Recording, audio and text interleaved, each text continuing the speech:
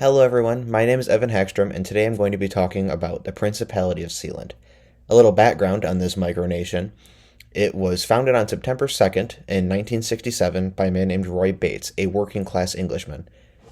It was built on an illegally built British World War II fort 7 miles out from the coast of England. And he did this so that he could broadcast from his radio called Radio Essex, which was known as a pirate radio station in those times, which all that means is that they played non-approved music for the British people, such as pop, rock music, and other things like that. And due to it being 7 miles out, but not being that far away, it couldn't be stopped by the British government, but it was also close enough that the people in England could receive the radio waves and listen to the things he was broadcasting.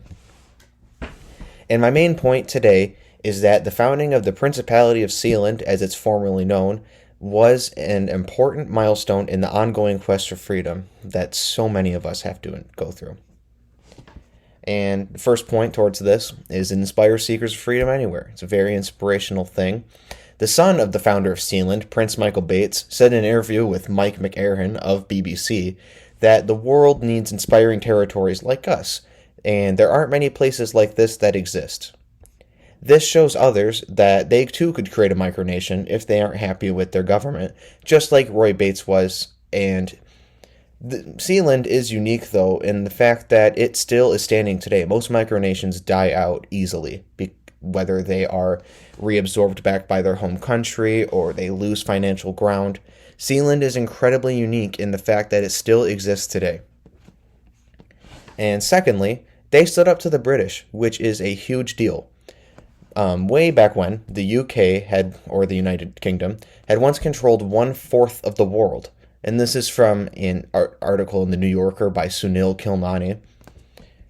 And when the UK attempted to colonize yet another territory, they were fended off by warning shots from Prince Michael. And this is from Asher Boyskin making the case for Sealand. When Navy boats showed up to Sealand, they wanted to take it back, and they were yelling profanity. They were threatening with explosives to detonate the forts, which they had exploded the others. But they were fended off by the Bates family, firing warning shots at them and preparing firebombs even. And finally, it produces jobs. Sealand has 2 caretakers, one of which is Joe Hamill. And he's quoted as saying, "I'm sort of looking forward to it." And he is referring to one of his 2-week-long shifts at the platform that Sealand is. And this is in an article/interview by Dylan Taylor Lemon from Atlas Obscura. And while this job certainly would be perilous and definitely not for everyone, he enjoys it, and so does the other caretaker. And he has been known to say that he'll just prepare right before it and then get his coworker off the platform, trade, and that's where he'll be for the next 2 weeks, is taking care of this little platform in the middle of the ocean.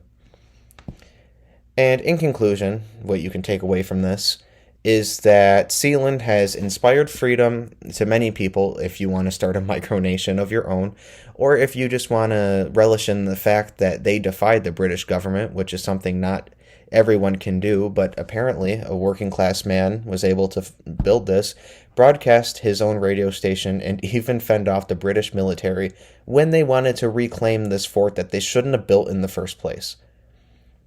And finally, it's even producing jobs. How can one complain about that? Everyone likes more jobs, right? And as a final note, the Principality of Sealand deserves recognition as a living symbol of defiance to tyrannical governments. And the British certainly are that, at least back in the 1960s when Sealand needed to be founded in order to deliver the people the things they wanted to hear. Thank you very much.